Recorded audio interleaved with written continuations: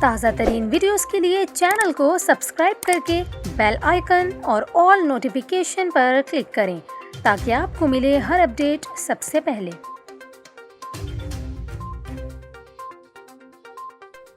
اور ابھی آپ کو خبر دیں، ایران میں مسافر ٹرین پٹری سے اترنے کے باعث کم سے کم 17 افراد ہلاک اور متعدد زخمی ہو گئے۔ غیر ملکی خبر رساں ایجنسی کے مطابق حادثے کا شکار ٹرین ایران کے شہر مشہد سے یزد جا رہی تھی، جس وقت اس کی 5 بوگیاں پٹری سے اتر گئیں۔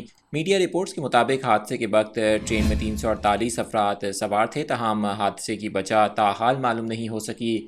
خبر رساں ایجنسی کے مطابق ٹرین کو پیش آنے والے حادثے میں 50 سے زائد افراد زخمی ہوئے ہیں، جن میں سے متعدد کی حالت تشویشناک بتائی جا رہی ہے۔